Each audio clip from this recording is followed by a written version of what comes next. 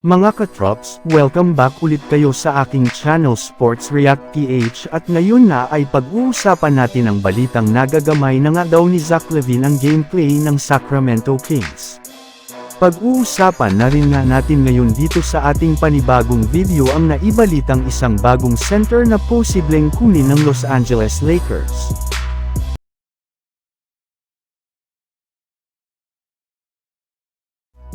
Simula nga mga katrops, nang makuha ng Sacramento Kings si Zach LaVine ay sa wakas nakakuha na nga po ang kanilang team ng panalo ngayong araw laban sa New Orleans Pelicans sa pangunguna ni Domantas Sabonis na nagtala ng 27 points at 16 rebounds. Nagkaroon na rin naman nga dito si Zach LaVine ng kanyang best game sa Kings matapos siya na magtala dito ng 22 points, 4 rebounds at 5 assists sa kanyang 7 out of 14 shooting sa field goal.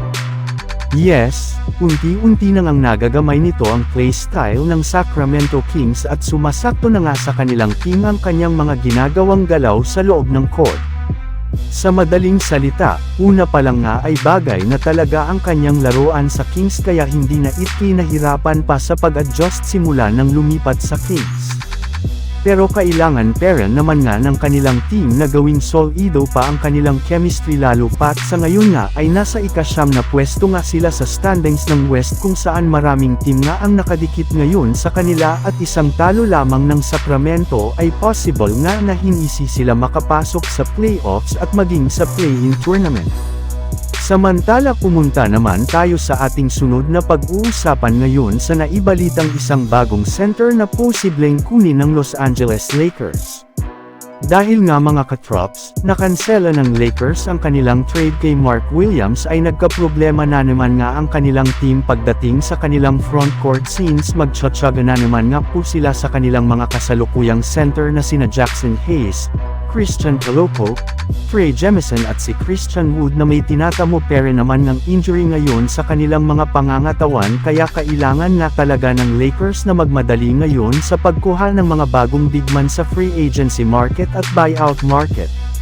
At isa nga sa mga pinakamalapit na center na maaari nga daw nila ditong kunin ay si Kelly Olynyk na inaasahan nga daw po na posibleng i-buyout ng New Orleans Pelicans matapos nila itong makuha sa isang trade.